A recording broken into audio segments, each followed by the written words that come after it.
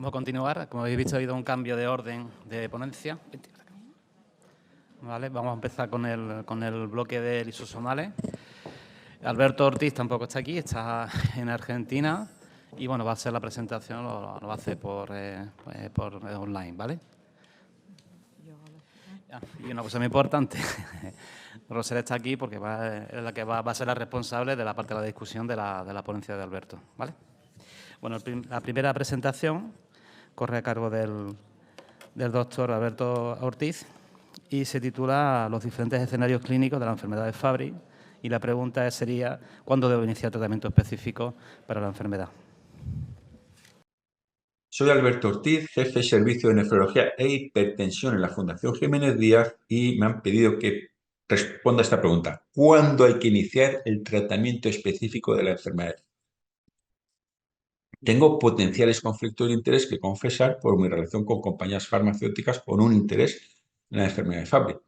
Y sin más, me gustaría contar una historia que ocurrió en California, o sea, en un país relativamente rico y en teoría con una sanidad avanzada. Enfermedad de Fabry en un injerto renal. O sea, a alguien le trasplantaban un injerto de una paciente con enfermedad de Fabry. O de un paciente con enfermedad de Fabry, no sabemos todavía. Y esto es lo que vio en la biopsia del injerto renal. Podocitos llenos de cuerpos cebroides en la microscopía electrónica. Primera lección, si no hacemos microscopía electrónica en la biopsia renal, podríamos no diagnosticar una enfermedad.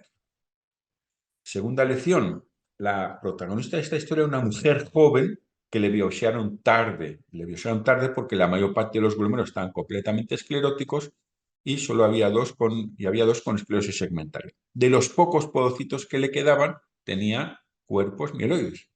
El diagnóstico fue glomerulosclerosis focal segmentaria, que es un diagnóstico incompleto.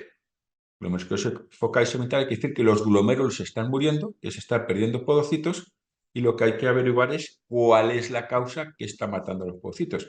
Y una de las causas de glomerulosclerosis focal segmentaria, entre las cuales hay varias genéticas, es la enfermedad de Fabry. Entonces, esto ocurre a veces, una enfermedad rara. Nosotros, los nefrólogos, podemos no pensar en ella, pero a los patólogos les ocurre lo mismo. Bueno, la historia fue que esta mujer con enfermedad de Fabry tenía una hermana HLA idéntica que le donó el riñón. En teoría, el estudio pretrasplante de la donante fue normal. Digo en teoría porque no sé exactamente qué se hizo. Y hay una cosa que hay que saber desde ya. En la enfermedad de Fabry, la forma de identificar la afectación renal es medir la albuminuria expresada por gramo de creatinina.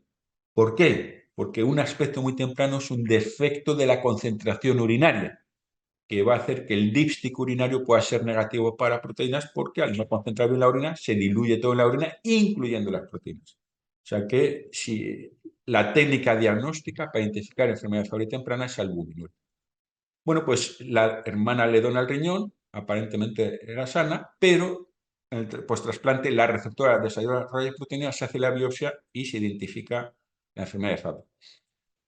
Otro concepto clave, no tratamos pacientes Fabry, tratamos familias Fabry. Al hacer el estudio familiar se descubrió que el hijo de la donante tenía enfermedad de Fabry. O sea que el diagnóstico de un paciente Fabry va más allá de nuestro paciente concreto y permite diagnóstico temprano en otros pacientes. Bueno, ¿y qué es la enfermedad de Fabry?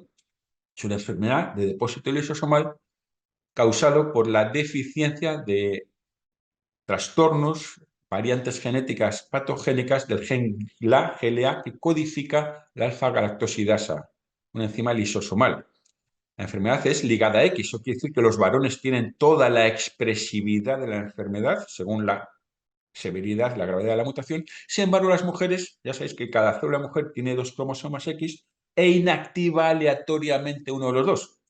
O sea, que puede haber gente, mujeres con mucha suerte, que inactiven fundamentalmente el cromosoma X con la variante patogénica de SELGLA y casi todas sus células, o la mayoría, sean sanas. Las mujeres Fabry son mosaicos de células sanas y células Fabry. Las que tienen mucha suerte son fundamentalmente, tienen fundamentalmente células sanas. Las que tienen muy mala suerte tienen fundamentalmente células Fabry y tienen una gravedad de la enfermedad igual que la de los varones. Y en medio, pues hay toda una tonalidad de grises. O sea, que este es un determinante de la gravedad de la enfermedad. El sexo y en concreto en las mujeres la suerte que tengan en la inactivación aleatoria del cromosoma X. El otro aspecto que influye en la gravedad de la enfermedad es la gravedad del defecto genético. O sea, si no hay enzima, no hay cero de actividad, será la enfermedad clásica, en que comienzan los síntomas en la infancia. Y si hay algo de actividad encima, pues puede dar lugar a una enfermedad no clásica o de comienzo tardío, caracterizada porque no hay síntomas en la infancia. O sea, todo se desarrolla más tarde. La enfermedad clásica es más grave y, entre otras cosas, tiene depósitos endoteliales de glicolípidos. La enfermedad de comienzo tardío no. Y esto lo que nos enseña es que el endotelio no es fundamental para los síntomas de la enfermedad de Fabry, porque se puede tener manifestaciones graves, aunque tardías, incluso si el endotelio no tiene. Bueno, pues esta es la historia natural de supervivencia libre de eventos, libre de diálisis, de insuficiencia cardíaca, de arritmia, etc. Y vemos que a lo largo de los años los pacientes van teniendo eventos, pero hay dos grandes grupos. Ya se ven aquí dos grandes grupos. Por una parte, los varones clásicos que pueden tener enfermedad grave, eventos graves renales, pueden estar en diálisis desde los 20 años en adelante, vemos aquí, por lo cual hay que empezar tratamiento específico de la enfermedad de Fabry en cuanto se diagnostica, ya sea de adultos o ya sea de niños. En el otro espectro, y vemos que puede haber décadas de diferencia en el comienzo de los eventos graves, están las mujeres clásicas y los varones y las mujeres con enfermedad de comienzo tardío. Aquí la actitud actual es esperar a que haya evidencia, sobre todo en las mujeres, de que la enfermedad les está afectando. Claro, entonces ahí podemos tener el otro problema. Si en las mujeres esperamos a que haya evidencia de que la enfermedad está afectando y sabemos que las herramientas que tenemos para descubrir esa evidencia pueden ser tardías, por ejemplo, albuminuria por encima de 30 miligramos por gramo es 10 veces por encima de una albuminuria normal. Filtrado con una por debajo de 60 es haber perdido la masa renal equivalente a un riñón entero. Pues podemos irnos al extremo del so far so good. No estamos tratando porque nos parece que el paciente no tiene manifestaciones de enfermedad de Fabry, pero están ocurriendo de modo subclínico y cuando comenzamos el tratamiento, pues esto. Bueno, pues aquí está representada la historia natural de la enfermedad de Fabry en un varón, que es el caso más típico, porque las mujeres pueden tener esto mismo o absolutamente nada o cualquier cosa. Clásicamente empieza por dolor neuropático, lo que se llama acroparestesia, muchas veces desencadenada por el calor. Por eso de niños son niños que lloran con el calor, se quitan los calcetines para estar fresquitos. Hay trastornos gastrointestinales, despeños diarreicos, dolor abdominal, fiebres prolongadas, porque una de las cosas que les ocurre es que dejan de sudar, con lo cual tienen problemas para eliminar el calor. Si están haciendo deporte en el colegio, tienen que dejar de hacer deporte. Todo esto que estoy mencionando son cosas que hay que preguntar intencionadamente cuando sospechamos enfermedad de Fabry o en general en todo varón joven con nefropatía proteinúrica. Y luego aparecen los angioqueratomas, sobre todo en la zona del bañador. Esta enfermedad se describió por dermatólogos como angioqueratoma corporal difuso. La esperanza de vida está acortada fundamentalmente porque desde la infancia hay depósitos podocitarios y daño podocitario. En la adolescencia y albuminuria que sube a proteinuria hacia los 20 años, la función renal empieza a bajar hacia los 30 y llegan a diálisis a una edad media de 40 años. Los eventos cardíacos, hipertrofia del ventrículo izquierdo, arritmia, bueno, la hipertrofia del ventrículo izquierdo aparece a partir de los 20 años, pero los eventos cardíacos, arritmia, insuficiencia cardíaca, etcétera, suelen ocurrir después que el primer evento renal.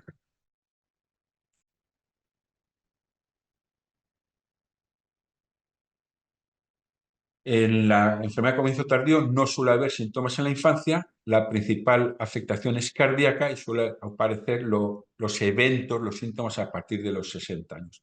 Y en ambos casos puede haber ictus. Bueno, pues con respecto a la afectación renal, estos son biopsias de niños. Vemos la edad entre los 2 y los 20 años, acúmulo masivo de glicolípidos en podocitos, mucho más que en las células endoteliales, y el acúmulo de glicolípidos en podocitos se correlaciona con la proteinuria, lo cual es esperable porque sabemos que los podocitos son las células que evitan la proteinuria y la albuminuria, la proteinuria de origen plasmático, de origen glomerular. Es interesante que en estos niños de entre 2, 4, 6, 8 años había evidencia de lesión podocitaria en todos los glomérulos. O sea, la enfermedad renal de la enfermedad de Fabry comienza en la infancia.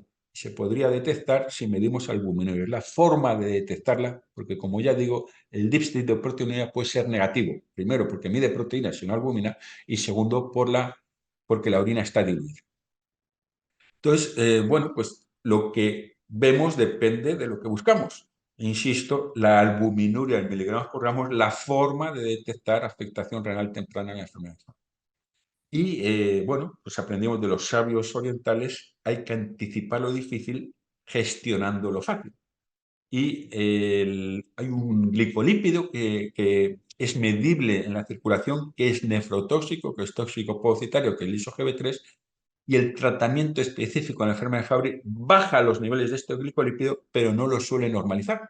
Si empiezas en los adultos, pero en niños es posible normalizarlo. O sea que si se diagnostica enfermedad de Fabry, especialmente si es un varón clásico, en niños lo ideal es empezar el tratamiento en ese momento.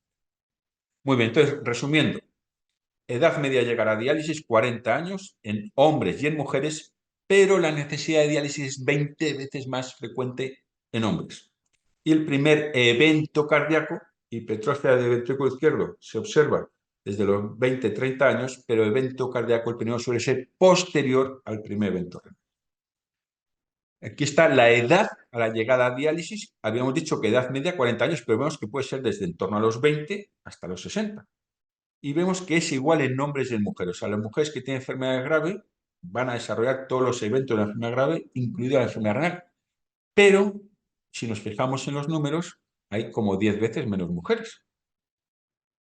Además, debería haber el doble de mujeres Fabry que hombres Fabry, porque las mujeres tienen 2 cromosomas X, o sea, 2 papeletas para la rifa de Fabry. O sea, que sí, las mujeres pueden tener una nefropatía igual a la del varón, pero suele ser, es menos frecuente que sea tan grave como la del varón, como 20 veces menos frecuente que sea lo suficientemente grave como para requerir diálisis. Entonces, aquí está representada la historia natural. Según va subiendo la proteinuria, va bajando el filtrado glomerular, edad media de diálisis 40 años, eso es una nefropatía proteinúrica de origen metabólico, como la diabetes. Y como en la diabetes y en otras nefropatías proteinúricas, a mayor proteinuria, mayor velocidad de pérdida de filtrado glomerular, y esto es como una bola de nieve que va bajando la montaña. Claro, la gente no nace con una proteinuria de más de 1 gramo. Antes tuvo 1 gramo, medio gramo y menos. O sea que tenemos que intentar diagnosticar y tratar la enfermedad cuanto más precoz mejor, porque el pronóstico va a ser mejor. Bueno, nefropatía proteinúrica quiere decir daño del podocito, como en otras nefropatías proteinúricas. Y aquí tenemos una biopsia de una enfermedad de Fabry. Grabaros esta imagen, porque si lo veis al hacer una biopsia renal, podéis ir al patólogo y decir, traigo una biopsia de un paciente con enfermedad de Fabry. Aquí vemos diversos glomérulos y los glomérulos deberían ser rojos, porque son bolas de capilares.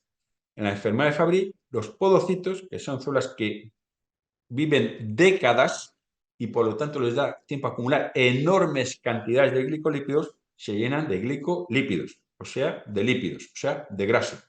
Y la grasa es blanca y estamos viendo glomérulos blancos, típicos de la enfermedad de Fabry, porque estamos viendo la grasa acumulada en los podocitos que nos impide ver los glóbulos rojos dentro de los capilares. Glomérulos blancos en la lupa de la biopsia, cuando estáis chequeando a ver si hay glomérulos o no, indica enfermedad de Fabry. Y como digo, los podocitos viven décadas, acumulan enormes cantidades de glicolípidos hasta que eventualmente ya no quedan huecos donde acumular más glicolípidos en los lisosomas, GB3 y liso-GB3. Y ya está el podocito lleno, pero sigue acumulando glicolípidos a base de hacerse enorme.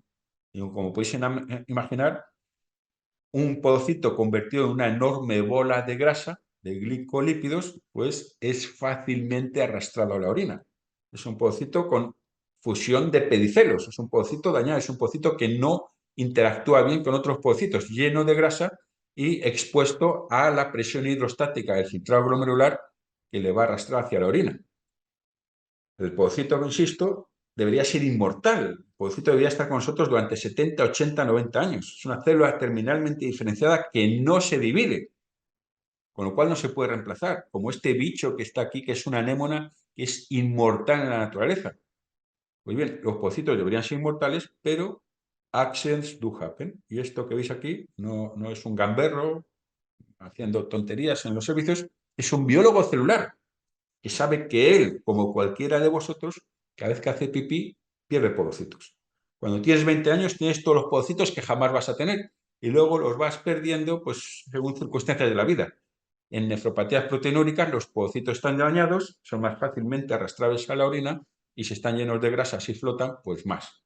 O sea que este hombre que sabe que se pierden podocitos se ha alejado unos pasos para poder darle un último adiós a esos podocitos que jamás va a volver a ver.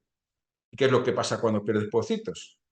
Cuando pierdes el primer podocito, los podocitos adyacentes pierden las señales de supervivencia que transmite ese podocito, con lo cual es más fácil perder un segundo, un tercer, un cuarto podocito, y esta imagen que veis aquí, pérdida de podocitos y lo que queda sustituido por fibrosis es la imagen típica de glomerulosclerosis focal y segmentaria. Y esto es lo que se ve en la óptica del Fabry.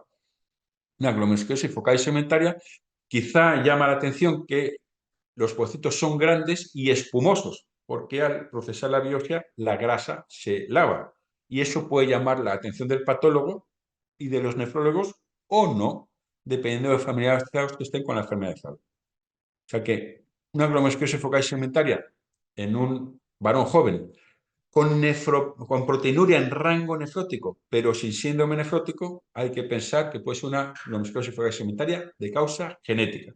Y entre las distintas causas genéticas, pues tenemos la enfermedad de Fabry.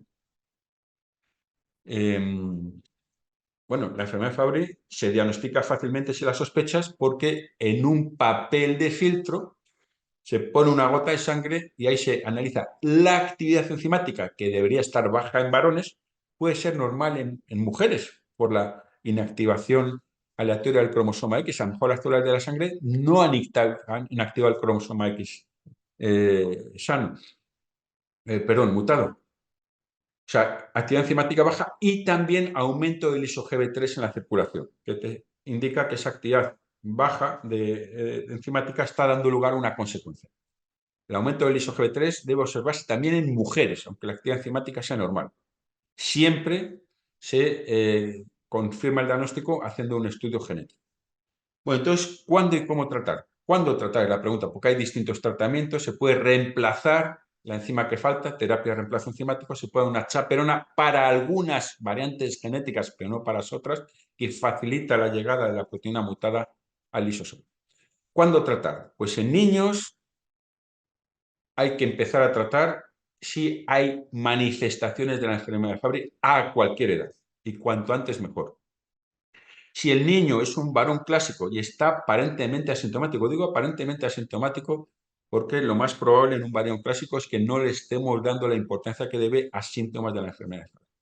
Pues está aparentemente asintomático, aún así habría que discutir el comienzo del tratamiento hacia los 8 o 10 años. Y pone aquí tratamiento de reemplazo enzimático porque es el único disponible para él. Muy bien. Y de una forma más amplia, hay distintos documentos de consenso que nos dicen cuándo tratar a varones, a mujeres, clásicos y no clásicos. Lo primero que dices es cuando son adultos. Si el niño ha llegado a adulto sin tratamiento, hay que empezar el tratamiento en cuanto le recibimos en adultos. Si el niño, varón, clásico. Y si no es un varón clásico, es un varón de comienzo tardío o una mujer, entonces hay que buscar evidencia de que en esa persona en concreto, sobre todo en las mujeres, porque ya sabemos que pueden ser completamente asintomáticas, la enfermedad de Fabry le está causando problemas. Entonces hay que mirar los riñones. Albuminuria o filtrado glomerular disminuido.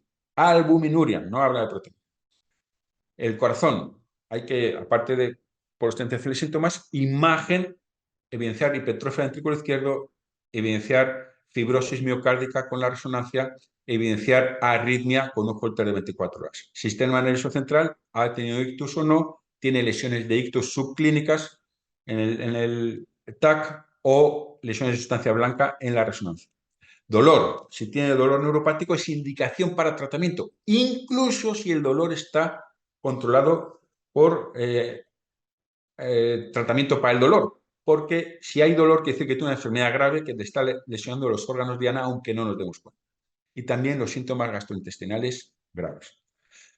¿Cuándo hay que evaluar al paciente? Pues la primera vez que le recibimos, si cualquiera de estas cosas que hemos mencionado, síntomas, resonancia cerebral, resonancia cardíaca, ecografía cardíaca, Holter de ritmo de 24 horas, albuminuria, filtrado con un bajo son positivas, hay que iniciar tratamiento, sea hombre o sea mujer, o sea la edad que sea. Si todo es normal, no se le dice, no se preocupe, váyase a casa que no pasa nada. Hay que decirle, vuelva usted en un periodo porque vamos a repetir todo esto. Porque la mujer especialmente, o el comienzo tardío, hoy puede no tener manifestaciones de enfermedad, pero mañana se desarrollan y necesitaría tratamiento. Entonces, como digo, hay que evaluar periódicamente la albuminuria, el filtrado glomerular, ecocardiograma buscando hipertrofia ventrículo izquierdo, resonancia cardíaca buscando hipertrofia ventrículo izquierdo o fibrosis miocárdica, Holter de ritmo buscando arritmia. Pierden también, hay sordera aquí, o sea, es una de las nefropatías proteónicas con sordera, con el Alport. O sea, que testar si se quedan sordos o hacer resonancia del sistema nervioso central buscando lesiones de sustancia blanca o isquémicas. Cualquiera de estas, una sola de estas pruebas positiva es indicación de tratamiento. Y sobre todo, también preguntarles si tienen eventos. Si ha tenido arritmia, si ha tenido insuficiencia cardíaca, etc. Muy bien. Entonces, como rule of thumb que dicen los anglosajones, todo varón clásico tiene que iniciar tratamiento en el momento del diagnóstico. Si es una mujer o es una enfermedad de comienzo tardío, si le damos cualquier tratamiento para cualquier manifestación de Fabry, tiene que recibir también tratamiento específico. Y si no, si se evidencia tanto en imagen como en analítica, como en Holter, cualquier afectación tipo Fabry, es indicación también de empezar tratamiento específico en las mujeres y en los varones no clásicos, porque los varones clásicos se tratan específicamente desde el momento del diagnóstico. Muchas gracias por la atención.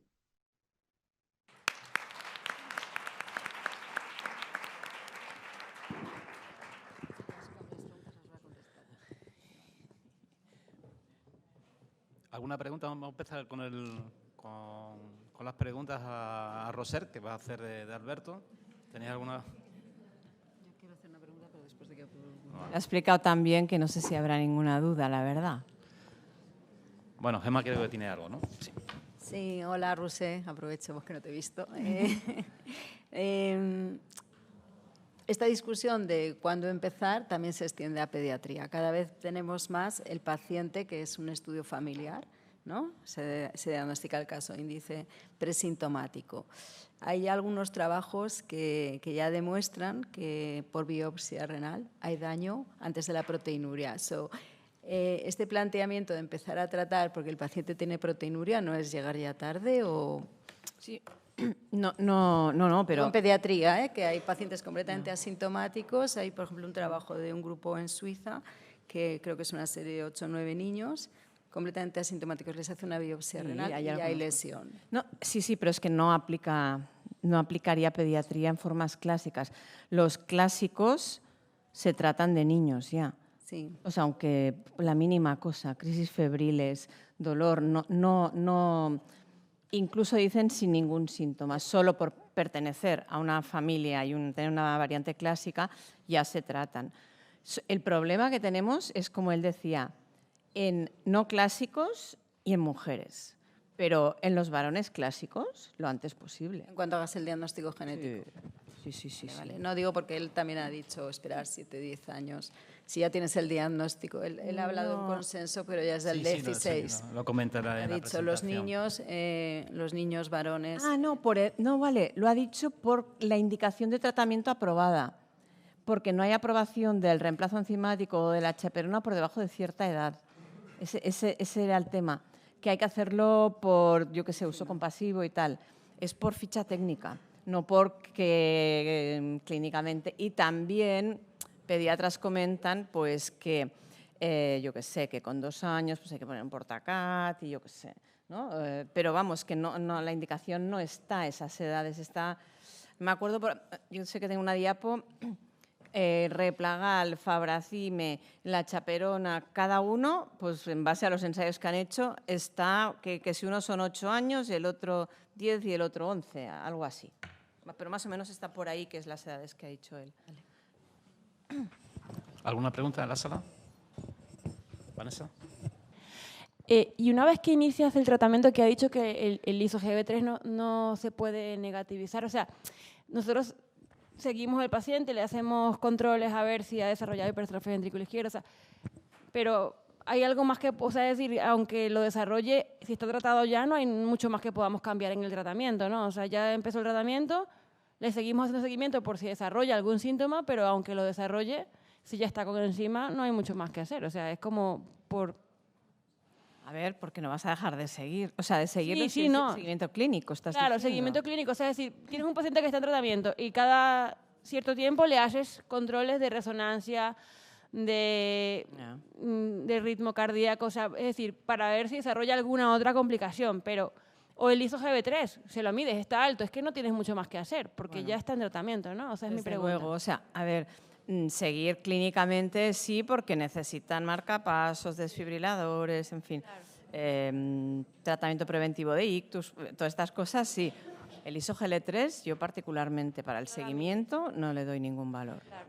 No se correlaciona nada bien con la clínica y tomar decisiones basadas en el ISO-GL3 no me parece... No, si la pregunta es si hay algo más que podemos hacer. Sí. El tratamiento no cura la enfermedad, retrasa el desarrollo del evento en el tiempo. Pacientes que llegarán, a lo mejor, si hay pacientes, yo tengo pacientes en la consulta que finalmente han llegado a tratamiento renal sustitutivo, pero mejor ha llegado a 60 o 70 años y no ha llegado a los 20 o los 30 años.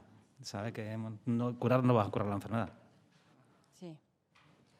Pero tal como mientras le pasáis a Irene, tal como insiste Alberto, cuanto antes se trata, mejor, porque en estos es lo que más se parece a curar. Porque si tratas súper precozmente, antes no haya depósitos generalizados, puedes evitar que haya los depósitos.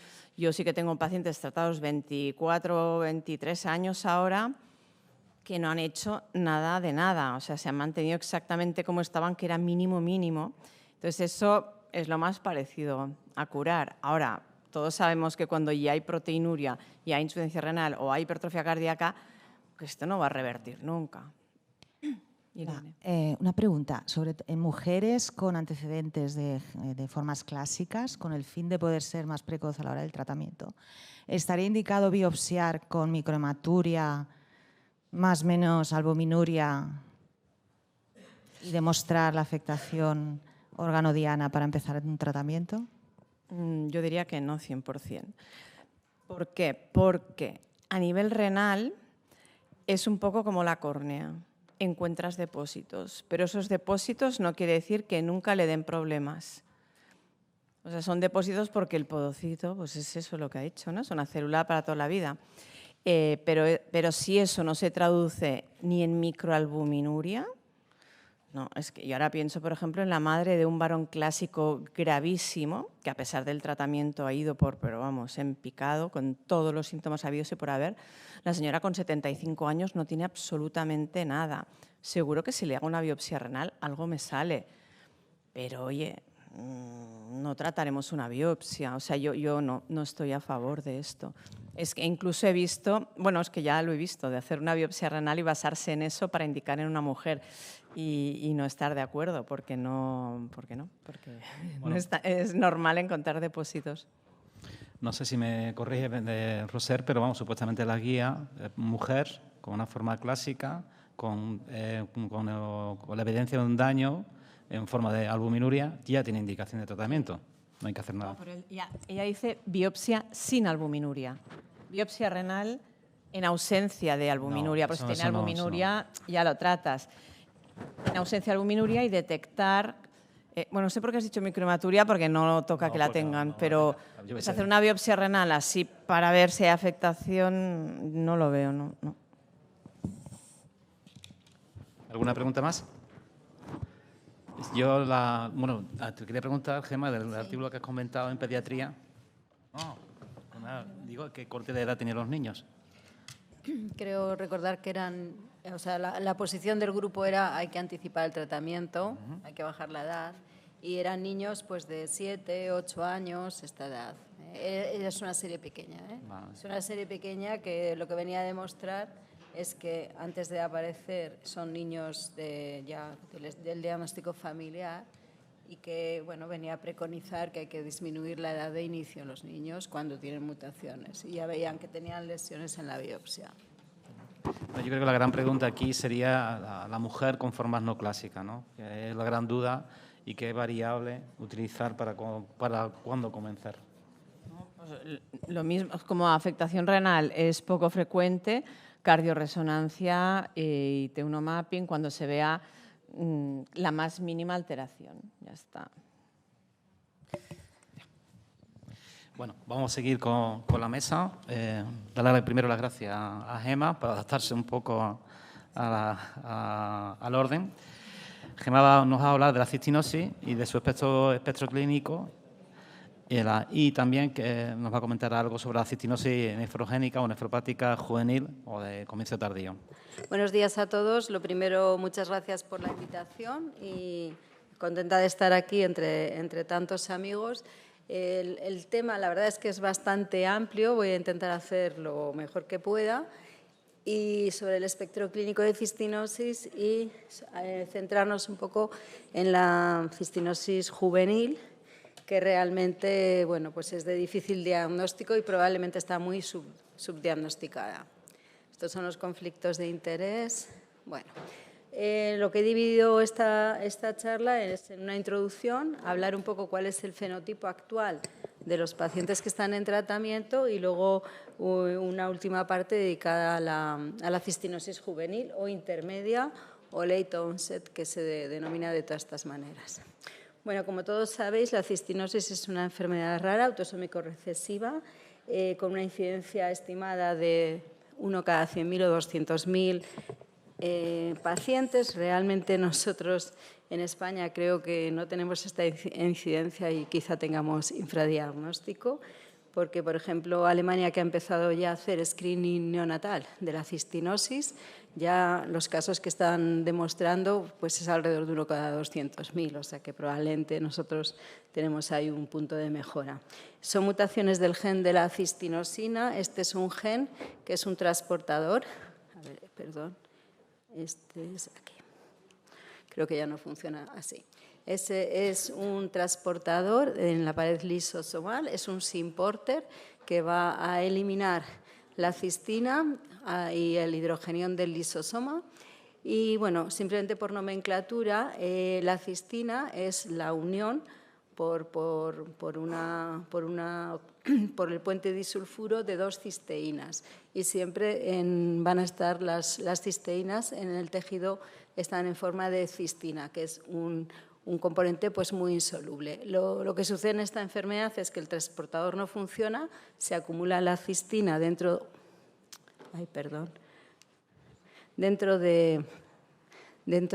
se acumula la cistina dentro del lisosoma. Esto pasa en todas las células y la cistina cristaliza. Entonces, lo que es la característica fundamental de esta enfermedad es el depósito de cristales de cistina en toda la economía, si bien hay una predilección, y de ahí las manifestaciones clínicas iniciales en riñón y en el ojo. Bueno, aparte del depósito, ya se ha comentado hoy de litiasis en la mesa, no solo es el depósito de la cistina, sino probablemente el no tener la cistinosina, no tener este transportador, tiene otras funciones a nivel renal. Se cree que posiblemente participa en el desarrollo de los túbulos.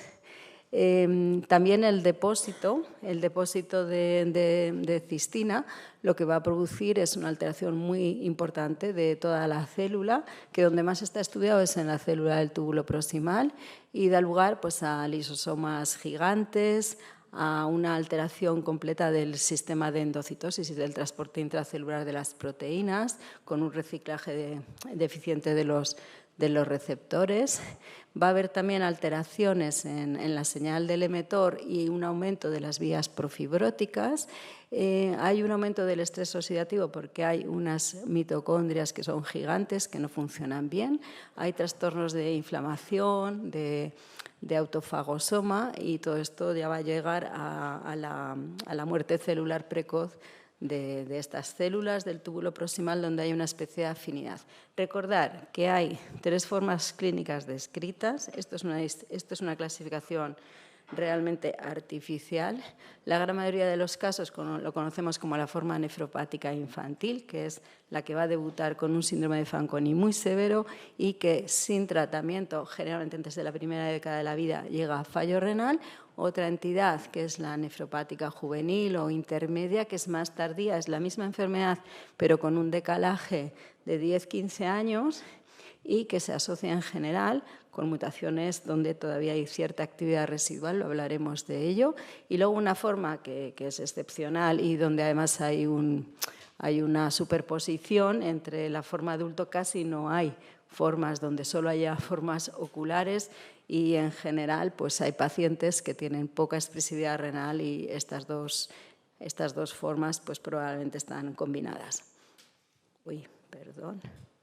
Bueno, esto es lo que está descrito en los pacientes en las series clásicas antes de que hubiera cisteamina, que sabéis que es el tratamiento porque es un quelante. Y el que la enfermedad no esté resuelta quiere decir porque estamos tratando una parte de la enfermedad, que es quelar el contenido de cistina. Pero hay otra serie de factores patogénicos del metabolismo R2, de la inflamación, etcétera, que no estamos tratando. Y esto es una diapositiva clásica donde lo que es importante son las manifestaciones renales y las extrarrenales. La manifestación renal, lo más importante es que el niño nace sano y hay un periodo silente. Y ahora donde está focalizado todo el diagnóstico es en este momento, antes de que aparezcan las manifestaciones. Como es una enfermedad de depósito, el Fanconi tarda unos meses en aparecer. Y es un Fanconi en general severo, y a partir de los 4 o 5 años de edad, aparte de las manifestaciones tubulares, ya vamos a empezar a ver la afectación glomerular con la aparición también de albuminuria y luego la progresión a enfermedad renal terminal hacia el final de la última década. Saber que un 5% aproximadamente van a debutar como proteinuria glomerular aislada, que es lo que se llama la forma juvenil, ya lo hablaremos, y que también a partir del primer año de vida vamos a empezar ya con el depósito corneal, que esto es patognomónico de la enfermedad y siempre tenemos que intentar buscarlo. La alteración del crecimiento también es muy precoz en la vida, y después posteriormente pues alteraciones de tipo endocrino, y bueno, ya de forma más importante y más temible, porque es la causa de fallecimiento, pues la afectación miopática, que va a dar lugar a todos los temas de aspiración y que suele ser el sistema nervioso central, suele ser la causa de fallecimiento. La expectativa de vida en los pacientes no tratados, pues generalmente antes de que hubiera trasplante y diálisis en los niños, pues era de menos de 20 años, y ahora saber que la expectativa de esta enfermedad es más de 50 años. Bueno, solo unas palabras de lo que cambió la historia de la enfermedad es disponer de un fármaco que es la cisteamina. Entonces la cisteamina lo que hace es, aquí veis la cistina, que se divide en las 2 cisteínas y ahí se combina con la cisteamina, que utiliza otro transportador y es capaz de quelar el contenido de cistina del lisosoma y de la célula. Todo esto se ha asociado a una mejoría pronóstica, aumento de expectativa de vida, disminución de enfermedad sistémica en severidad, y también un debut más tardío y en aumento de la expectativa de vida. Clásicamente, veis, esta es la serie de Lena Yates, el tener cisteamina, pues los pacientes no tratados, como estar tratados, pues ya aumentó la evolución, la progresión a fallo renal lo retrasó alrededor de 10 años, y estos ya son datos muy clásicos. La afectación ocular. La afectación ocular puede aparecer en todos los tejidos del del organismo, pero muy característicamente lo primero que vamos a ver son depósitos corneales que son fáciles de ver, claro, fáciles de ver si uno tiene todos estos cristales con lámpara de hendidura y si el oftalmólogo está acostumbrado a ver esto. En algunos casos, y hablaremos de la juvenil porque no suele haber tantos cristales, es muy importante utilizar técnicas habituales de diagnóstico en las unidades de córnea, como es el OTC, donde van a ver de una manera subjetiva cristales, y esta es una enfermedad que es la única que esto sucede. Y luego, pues también hay técnicas de microscopía confocal que habitualmente no se utilizan, pero bueno, es por demostrar unas imágenes de... Esto también es clásico, es la serie francesa del Necker, y veis que son pacientes... Es una serie de hace unos años y en aquel momento no todos los pacientes diagnosticados habían podido acceder al tratamiento con cistiamina que pasa a estar disponible a finales de los años 90. Entonces, en todas las manifestaciones renales y extrarrenales, pues hay una mejoría en cuanto a lo que hemos comentado, menos prevalencia y menos severidad y más retrasado en los tratados. Bueno, esta era la introducción. Esto es de donde venimos. ¿Cómo están ahora los pacientes? Porque llevamos muchos años hablando de cistinosis, solo tenemos hoy por hoy este tratamiento y bueno, tenemos más diagnóstico y mejor capacidad de manejo. Este tratamiento específico, luego estos pacientes reciben mucho más tratamiento, como podéis imaginar. Bueno, este es un trabajo que es un trabajo muy importante, son 453 pacientes con cistinosis, son todos con cistinosis nefropática, es decir, la forma infantil. Colaboramos en muchos hospitales de referencia europeos, quiere decir que estos resultados que son mejorables, todavía hay muchos más pacientes por ahí que probablemente igual están igual de bien tratados, pero igual quizá no tanto. Lo primero que ha sucedido en todos estos años, y es una cosa muy importante, es que se ha ido retrasando cada década la progresión al fallo renal. Y de hecho ya en los últimos resultados que hay disponibles ya veis que los pacientes, hay pacientes que llegan a los 20 años, hasta un 15 o un 20% que todavía no hayan llegado al fallo renal. O sea que hay, aunque sean las formas graves, un retraso en la severidad de la enfermedad. Y esto ha ido acompañando con la precocidad del diagnóstico.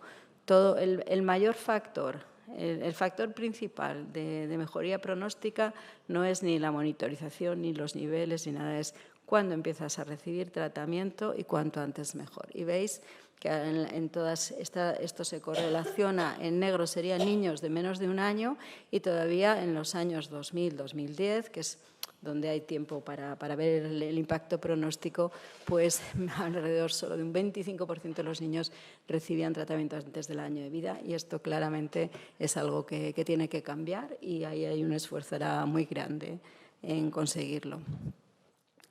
Respecto a la genética, esto también ha habido mucho. La mutación más frecuente en el norte de Europa es una de elección grande de 57 kilobases, que además a veces afecta a genes contiguos y puede modificar el fenotipo. Y veis que en cuanto a progresión al fallo renal, que eso es un dato, estos son datos retrospectivos de registro, pues veis que no hay ninguna diferencia entre tener una mutación grave o no tenerla, van igual. Y cuando hacen el estudio en las mutaciones que no son de elección, tampoco demuestran un cambio en el fenotipo basado en la genética. Dicho esto, estos son cistinosis nefropáticas, sí que es verdad que las formas más intermedias sí que suelen tener otros tipos bueno, que sí que puede haber una cierta correlación, pero en global no hay una correlación. Esto también tiene interés porque se están desarrollando nuevas terapias y se han visto que en algunas mutaciones de tipo nonsense es posible quizá que haya un papel para chaperonas y todo esto que hasta ahora pues nos da igual, pues parece que igual no da tanto igual, si bien no se puede demostrar que haya un impacto en la mutación. Veis pacientes con homocigosis o con heterocigosis para la de elección y no hay diferencia.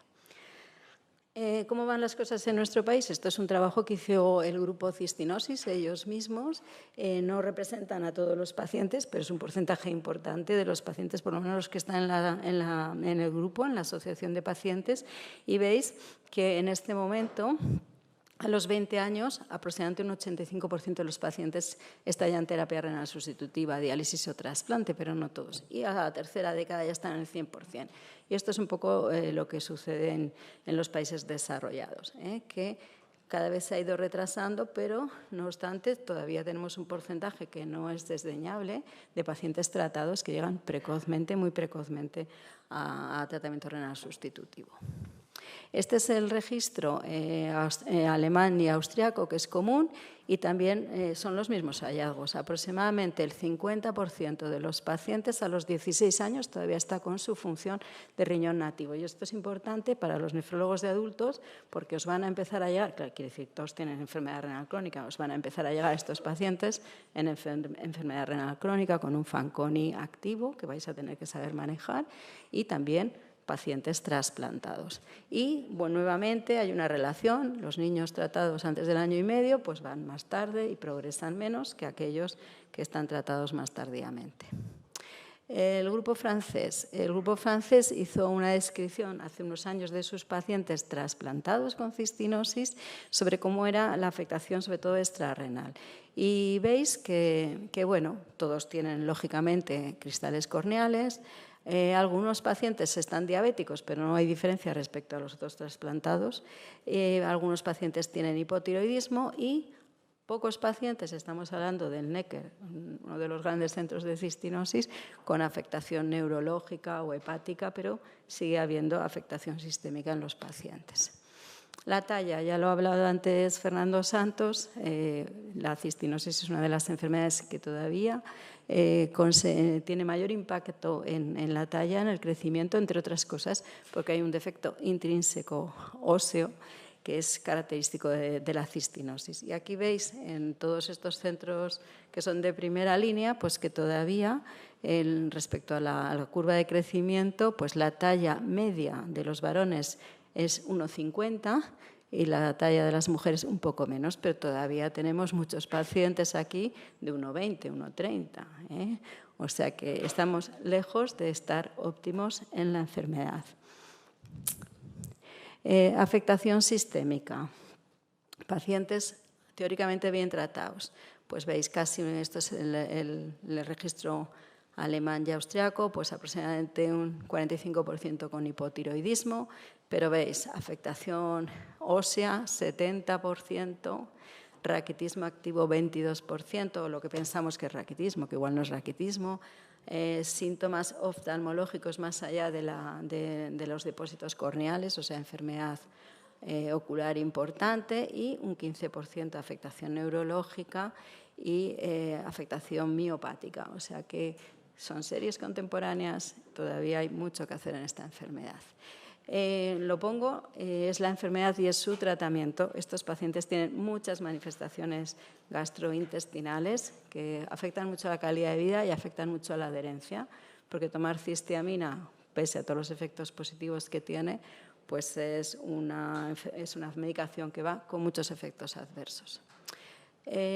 ¿Cómo están los pacientes adultos con cistinosis? Bueno, esto es una recogida porque tampoco tenemos ahora los registros cada vez se van unificando más, pero todavía nos falta mucha información, pero veis que estos son series publicadas y sigue habiendo mucha afectación miopática, mucha afectación ósea y estos son unos aspectos que están ahora recibiendo una atención especial en la enfermedad.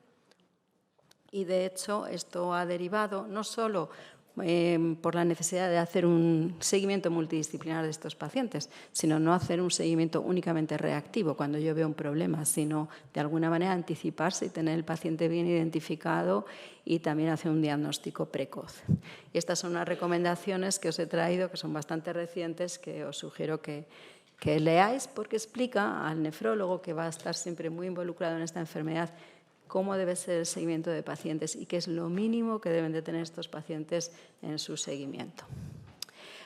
Ya termino, La cistinosis juvenil. Bueno, pues esto es un tipo de cistinosis, es una forma intermedia que se caracteriza porque es una cistinosis pero más tardía. Los individuos no tratados, ya lo he comentado, van a llegar a fallo renal, o sea que claro que hay que tratarlos y lo que pasa es que van a llegar más tarde. Generalmente se va a identificar después de los 10 años, es difícil de diagnosticar y la mayoría de los pacientes van a tener de las dos mutaciones, una que es una mutación severa y otra que es una mutación menos importante.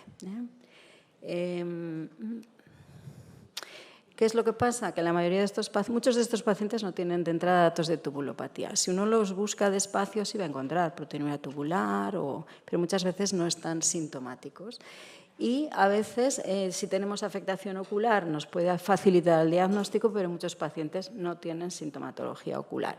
O pasa desapercibida, un discreto eritema conjuntival. Bueno, este es un caso. Este caso está descrito como cistinosis juvenil. Yo pienso que es un diagnóstico tardío, pero también es un espectro. Lo he traído un poco para ver cómo se pueden presentar los pacientes. Este es un niño de 12 años con una exploración física normal, crecimiento normal, que sería algo pues, inusual en esta enfermedad, pero a los 3 años le detectan glucosuria. Saber que el Fanconi de la cistinosis siempre va con glucosuria respecto a otros Fanconis hereditarios. O sea, la detección de glucosa en orina, que es muy fácil, pues es algo que nos tiene que poner ya en la alerta de esta enfermedad. Entonces, este es un paciente que en su diagnóstico pues ven un ácido úrico un poquito bajo, ven potasio y fósforo un poco límite y una discreta disfunción renal, tiene un estadio 2. Pero lo que llama la atención en la orina, y por eso os traigo el caso, es que tiene mucha proteinuria, pero casi todo es proteinuria de bajo peso molecular.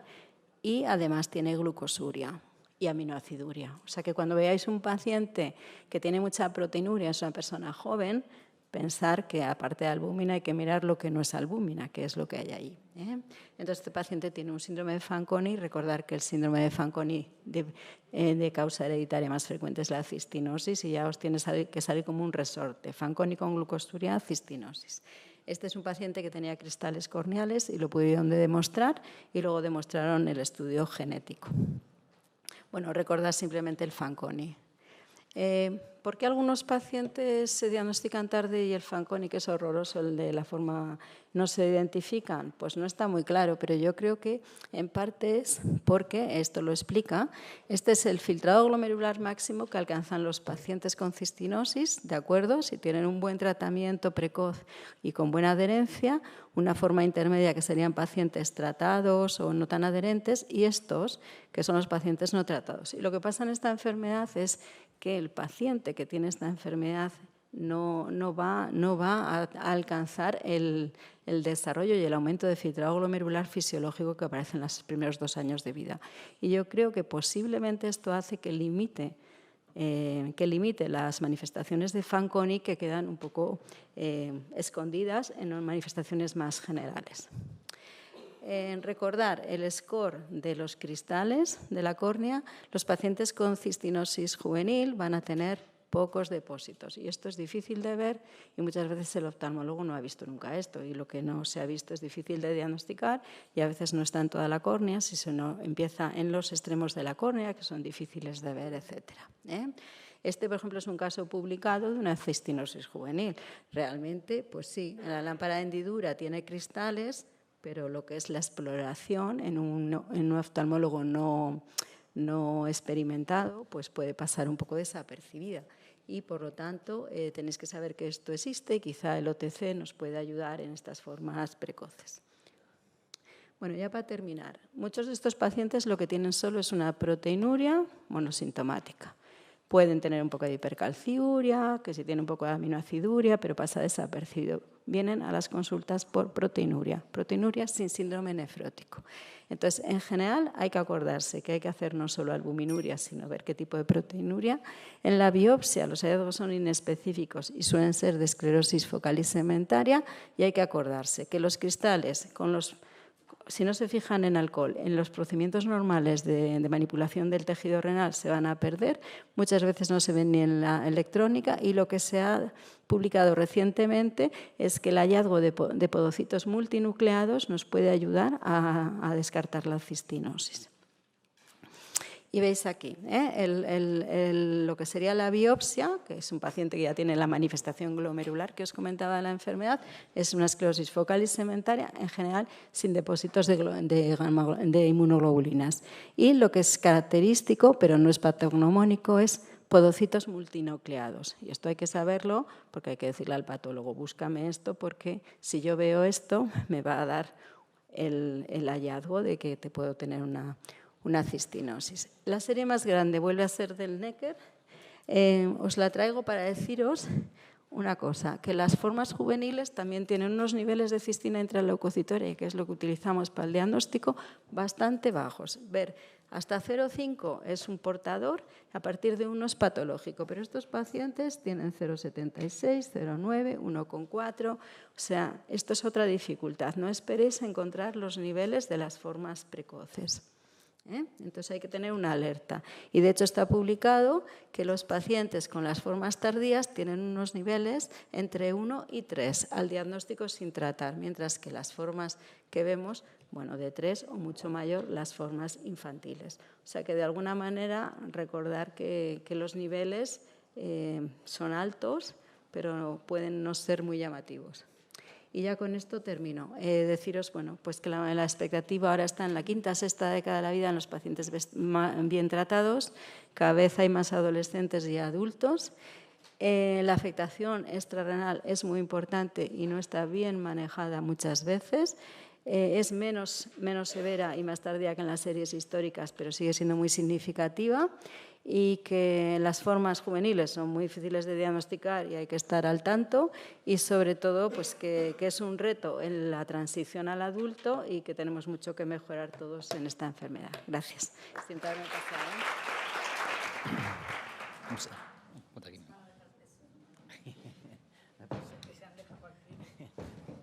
Bueno, pasamos al turno de preguntas. ¿Alguna pregunta en la sala? Muchas gracias, Gemma, por la charla, muy interesante.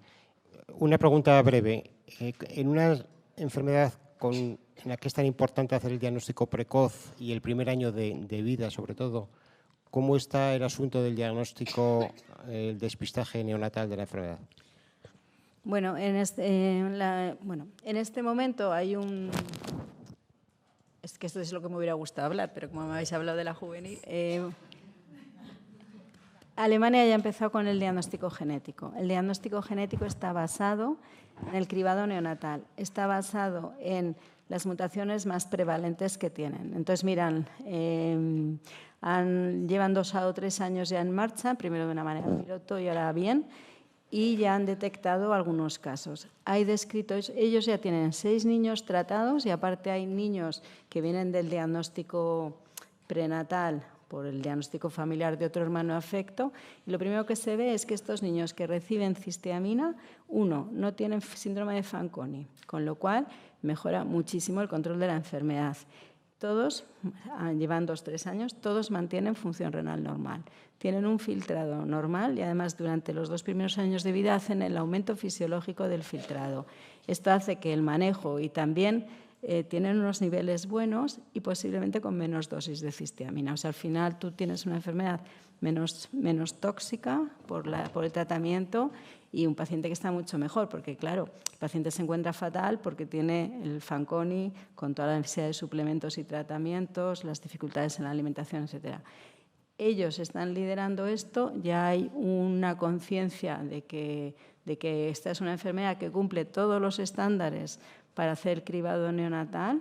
Es una enfermedad olvidada, porque olvidada no solo también desde el punto de vista terapéutico, y es una de las enfermedades más graves que tenemos, o sea que yo creo que eso llegará. Hicieron también una iniciativa de detectar glucosuria al tercer mes de vida para los que no son pediatras. Los niños cuando nacen la orina muchas veces está alterada y no podemos hacer un screening neonatal de la orina. Pero a los 3 meses en las visitas regulares del pediatra en Baviera hicieron un programa para detectar la glucosuria. Y realmente hicieron un montón de niños. Hubo un paciente que tuvo una cistinosis y no se detectó porque fue un paciente que los padres no consintieron hacer la detección de la glucosuria. Yo creo que nos vamos a ir al estudio, a lo que es el screening genético y además, según me dicen los compañeros de metabolismo, muchas de los screenings que vamos a hacer ahora en el recién nacido van a estar basados en genética. Tendremos que ver, yo creo que ya en España se ve cuáles son nuestras mutaciones, ¿no? Que nosotros tenemos solo un 50% de la delección y por ahí van los tiros. Yo creo que este es uno de los caminos, el diagnóstico presintomático antes del Fanconi y antes del desarrollo de síntomas. Gracias. ¿Alguna otra pregunta? Yo quería preguntarte una cosa, Gemma, Sí. referente a la juvenil. Bueno, yo soy un poquito el causante de la propuesta de la ponencia. Sí. Depende mucho de la dosis génica para producir la enfermedad y el fenotipo por eso es más tardío y la presentación es diferente. En esa serie que has puesto francesa, el último artículo, hay una familia que la variante está en heterocigosis solamente en un alelo y la han considerado como una cistinosis. Bueno, porque es un estudio antiguo. Bueno, todos tenemos pacientes que los tienes diagnosticados y no encuentras la segunda mutación. Yo creo que estos son pacientes que tienen sus niveles de cistina y la sintomatología, ¿no? O sea, el tema, los heterocigotos son sanos y de hecho utilizamos a los papás como donantes de sus hijos, o sea que son sanos y no desarrollan la enfermedad. Yo creo que lo más importante, no solo con cistinosis, sino con una patología, una enfermedad que al final, pues lo has puesto también en el Fabry, o lo ha dicho Alberto, cualquier proteinuria monosintomática sin síndrome nefrótico en una persona joven, uno tiene que revisarse las causas raras y sobre todo tiene que hacer el estudio de la orina, a ver si aparte de la proteinuria hay algo más, no solo quedarnos en la albuminuria. Y si realmente uno mira bien la orina, pues ya se va a dar cuenta que hay alteraciones que sugieren otros diagnósticos y acordarse de ellos. Yo, en el caso este particular, tengo un paciente con una enfermedad renal crónica muy agresiva, con mucha carga familiar, tengo una mutación en heterocigosis, un truncamiento, y tengo unos niveles de cistina intraherbocitaria patológicos. Pues tienes el diagnóstico. Me basto con eso. Hombre, claro.